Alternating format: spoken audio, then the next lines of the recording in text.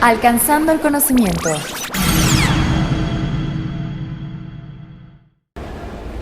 Bienvenidos a Alcanzando el Conocimiento. Tengo el gusto de estar con Galo Mora Witt. Él es un escritor, pero también se ha dedicado a muchos asuntos de cultura en Ecuador. Gracias, Galo, por estar con nosotros. Muchas gracias a ti, muy amable. Galo, tú has escrito este libro, Mujeres en las Tormentas, que bueno, justamente lo que se está viviendo hoy en México con este 9 de marzo y con esta pues intención de romper con la violencia, de romper con muchas desigualdades e inequidades de las mujeres, pues México está viendo quizá muy atrasado, quizá muchos años después, pero por lo menos hay un comienzo. O no comienzo, porque ya se ha trabajado en esto, pero digamos como que quizá las mujeres están siendo más conscientes, a lo mejor.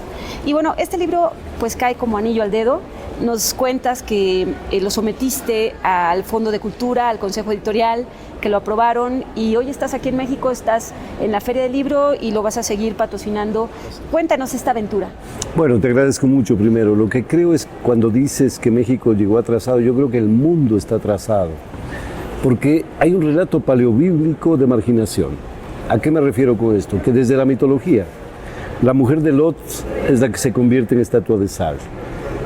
Lilith es marginada por el propio Adán, de acuerdo a la narrativa mitológica. Eva es la portadora del mal que nos expulsa a todos del paraíso. La culpable. La culpable, exacto. Entonces, esto incluso llega hasta el Renacimiento. Y en el siglo XIX tiene, y el XX, a un filósofo de la naturaleza y la calidad, diría, intelectual de Arthur Schopenhauer, que sin embargo es un misógino absoluto, que considera a las mujeres como de segundo orden en la sociedad, solo su capacidad reproductiva y nada más. Entonces yo no creo que sea un trato particular de un país. Quizá a partir de esos relatos paleobíblicos, es también lo que se ha engendrado en regímenes, y ahí ya vamos directo al libro, totalitarios, que han marginado minorías sexuales, étnicas, y por supuesto a la mujer. Y ahí es donde yo creo que es necesario observar a profundidad para evitar o poner por lo menos en escena cuál es la naturaleza de nuestra actuación como hombres frente al tema de la equidad. Tú abordas este libro de Mujeres en las Tormentas porque tomas los casos muy emblemáticos de 4 mujeres, de Lillian Hellman, esta escritora estadounidense, de Alexandra Kollontai, esta diplomática rusa, de Marlene Dietrich, la actriz, y de Concha Michel, creadora de corridos mexicanos, que poco se sabía hasta hace poco tiempo de ella. Y tomas estas 4 mujeres que sin embargo no han sido como muy... Bueno, Marlene Dietrich sí, es un símbolo, pero para todos Simone de Beauvoir es así como el camino de la liberación y todo esto, ¿no? ¿Por qué tomas a estas mujeres? ¿Por qué decides poner estos ejemplos? Yo diría, el interés fundamental, yo soy un enorme viajero y un peregrino que va en búsqueda de ciudades, de historias en las ciudades. Y decía yo, ¿cómo pinto a estas ciudades que ya han sido referidas por grandes escritores? Entonces se me ocurrió que la única manera de desnudar ese cemento era a través de historias, y en este caso particular de mujeres fundamentales, porque ideológicamente me siento ligado a su trayectoria, a su combate y a su lucha dentro de las tormentas que les tocó vivir. Cuando hablas de Simone de Beauvoir es la expresión occidental de esa lucha de izar una bandera feminista, pero muchos años antes que ella. Y ya no solo desde izar la bandera, sino desde el poder soviético. Alexandra Kollontai, quizá la más avanzada en todos los terrenos de normatividad, de exigencia y de demanda. Fue la gran colaboradora de Vladimir Ilich Ulyanov, de Lenin. Desgraciadamente, como tantas cosas fueron borradas por Stalin más tarde, ella tuvo que aceptar una especie de exilio contemplativo, porque fue embajadora en México, en el año 26 llegó a Veracruz, luego en Noruega, luego en Suecia. Pero ella, al escribir sobre las condiciones de la mujer en esa Rusia zarista y los primeros años bolcheviques, pone un punto sobre las llagas, no sobre las íes, porque estas son llagas históricas que vienen en el camino. Y tratar de producir no reformas, no normativas de reformas, sino violentar, que sería la mejor palabra, ese estatus misógino, fue para ella el hecho fundamental. Ahí parto con otra Marlene Dietrich en Berlín, porque no es la diva nada más de la cinematografía o del celuloide, como se llamaba antes, sino una incansable luchadora contra el fascismo. Al punto que cuando Goebbels, por pedido del mismo Hitler, le solicitan que se convierta en el ícono de la cultura nazifascista, ella dice no. Y cuando le dicen por qué, por decencia, responde. Y rebelársela al Führer era... Además, ¿no? Y por eso tuvo que exilarse, por supuesto, vivir una vida de pansexualidad, es decir, de una bisexualidad activa, sin el complejo, además, de poder exhibir esa naturaleza humana. Para la época. Para cualquier época. Sí. Yo diría, hoy todavía, pese a todo, también es complejo. El mismo caso, en menor grado, por supuesto, en su exposición pública o íntima, de Lillian Hellman, quien fue la mujer más atacada por el senador McCarthy en el tiempo del macartismo, que trataba y trató y lo logró, además, por un decenio al menos, de que todo tinte izquierdista sea alejado de la cinematografía, del teatro, de la dramaturgia en Hollywood. Su valentía fue extraordinaria y finalmente una gran amiga mía mexicana, Amparo Ochoa, en el año 81-82 me dijo una frase que me quedó para siempre: todas las mujeres que no queremos ser vedettes, que queremos cantar cosas que transformen, que opinen, que lleguen a la sensibilidad, somos herederas de Concha Michel. Yo no sabía quién era y me puse a indagar y a pensar y a reflexionar y a buscar y a escuchar. Y luego el compendio termina siendo este ensayo literario de las 4 mujeres. ¿Cuándo empezaste este ensayo?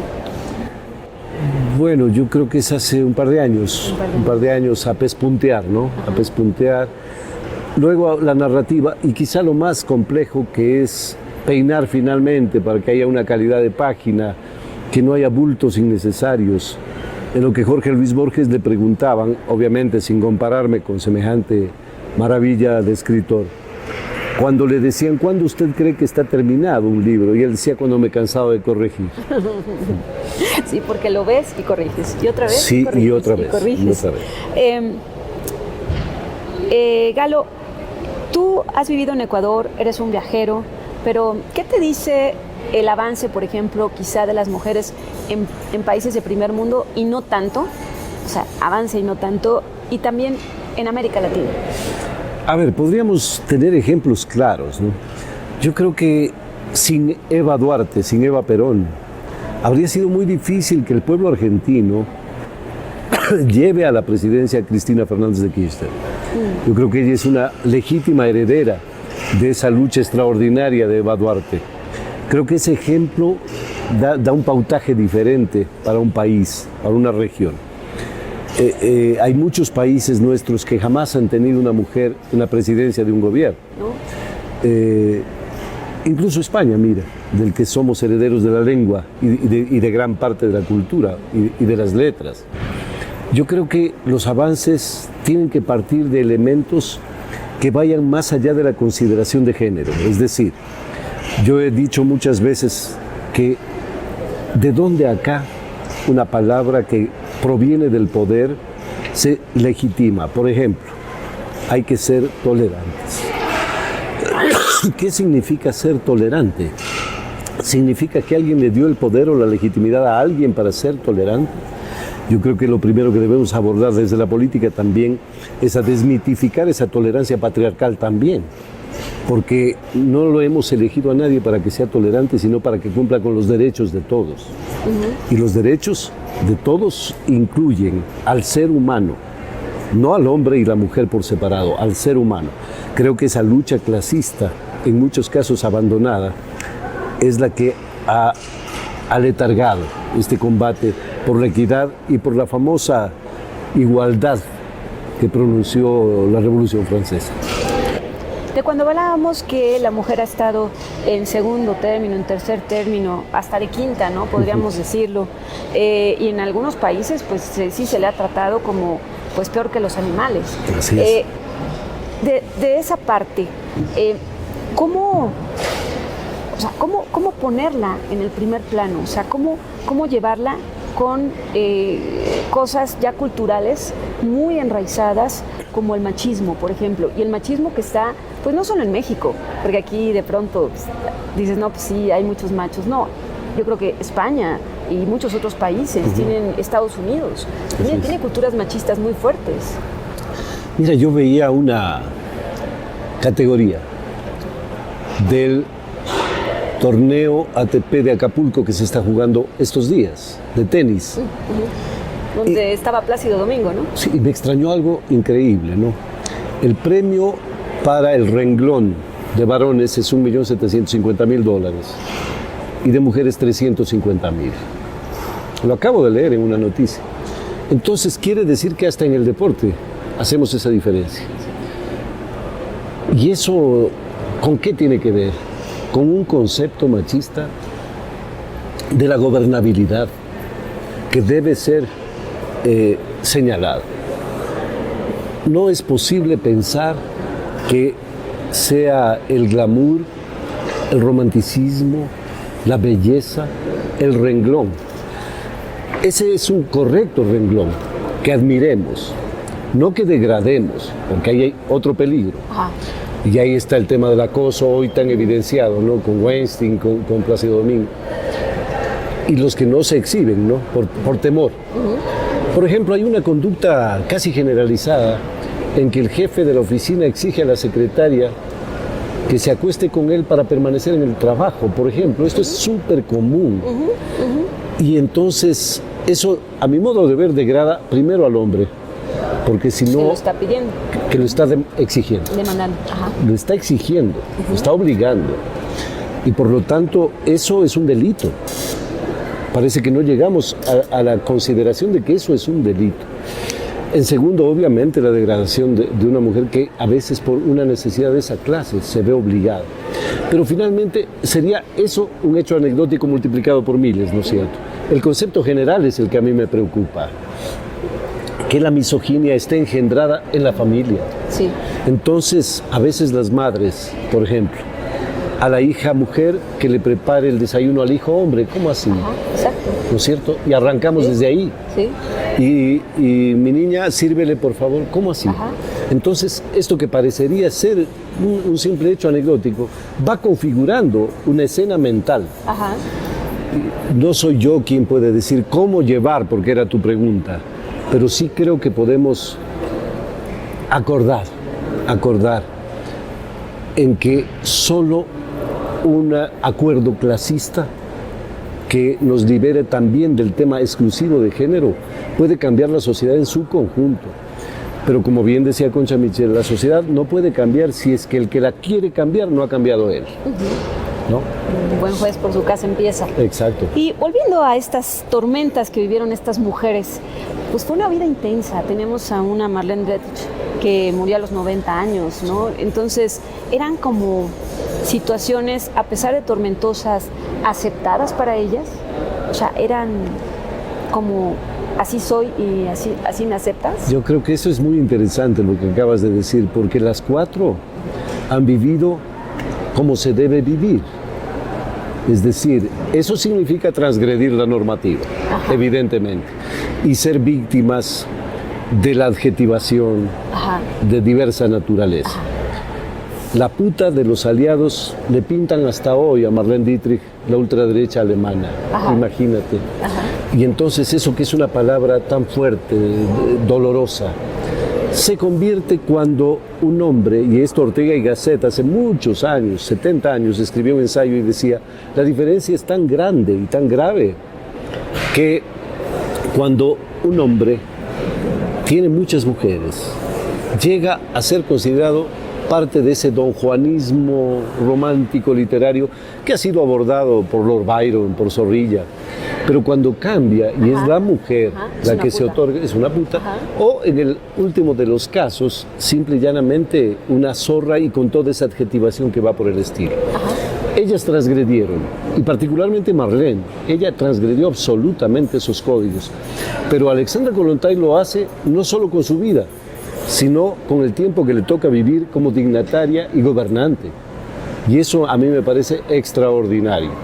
También Concha Michel, salir de México con $17 en el bolsillo. A Rusia. Y llegar a conocer, porque lo que quería es conocer a Alexandra Kollontai. Y llegar hasta la Rusia de entonces, la Unión Soviética de entonces. En barco, hoy es difícil llegar. Sí. Y el caso de Lilian Hellman, que atreverse y hoy forma parte de la mayor iconografía de la dramaturgia norteamericana, a la par de un Arthur Miller, por ejemplo. Yo creo que ahí está. La manera de transgredir también fue enfocar e izar una bandera que de tan personal se vuelve colectiva y universal. Entonces, ¿qué sería como parte de las enseñanzas de estas mujeres, sus legados? Porque bueno, lo que tratas aquí de mostrarnos y que no se quede ahí perdido es los legados de estas mujeres y los legados de estas mujeres para otras mujeres y para la sociedad en este momento. En esta parte, los legados y las enseñanzas serían transgredir las normas, que no te importe el adjetivismo, porque a veces eso mucho nos frena, nos rompe la autoestima, ¿no? Porque siempre están esos comentarios y todo lo que está alrededor de ello, ¿no? Todo ese imaginario colectivo, por ejemplo, alrededor de la palabra zorra, ¿no? Por ejemplo. Y otros más, ¿no? O es que esa mujer tuvo su trabajo Se acostó. Sí, exacto. Porque fue fácil para el jefe, ¿no? Pero yo diría algo más grave. A los grandes representantes de la cultura política se les llama hombre público.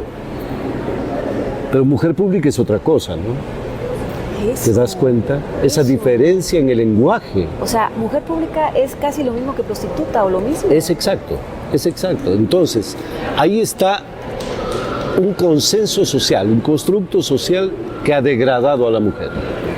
Y por lo tanto, si es que hay que observar qué legado nos queda, no es solo la transgresión personal y el asumirse con la libertad suficiente para elegir su vida, sino que esto implica un cambio radical en la mentalidad de mujeres, hombres, padres y madres, en cómo formar, cómo observar, qué es lo que se observa en cada persona. Mira, el derecho de pernada antiguo en las sociedades feudales determinaba que el hijo del dueño de la hacienda podía acostarse con cualquiera de las pobres indígenas, y digo pobres indígenas porque eran víctimas de violación. Y no había ninguna censura porque el derecho de pernada estaba legislado así. Y hasta las embarazaban, y eran los hijos. Por supuesto.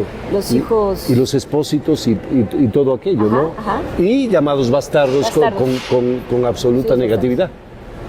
Entonces, lo que creo es que el legado va por el lado de entender que quienes queremos transformar sociedades caducas y oprobiosas, tenemos que trabajar en común, en conjunto, hombres y mujeres, por cambiar una sociedad que no da más, porque no es solo el problema de los feminicidios, es el problema cotidiano de la violencia doméstica, de la diferencia salarial de la que hablábamos hace un momento, del reconocimiento, de la adjetivación de la belleza, del acoso, de todo lo que hoy se ve con los movimientos Me Too y todo. Pero el peligro es que eso se quede en la denuncia y no transforme la sociedad. Ahora, también hay criterios, por ejemplo, ¿no? También comentarios que van en ese sentido de descalificar. Por ejemplo, las mujeres que aceptaron cantar con Plácido Domingo, tomando en cuenta el pago que él les pedía. Y entonces, ¿ahí tú qué piensas? Porque de pronto hay quienes dicen, ¿no? Hombres o mujeres que dicen, bueno, lo que pasa es que finalmente aceptó, ella podía decidir si sí o si no, en ella tenía que estar la dignidad o en ella... ¿Cómo ves ese límite? Porque es un límite justamente en esta parte de usar y dejarse usar.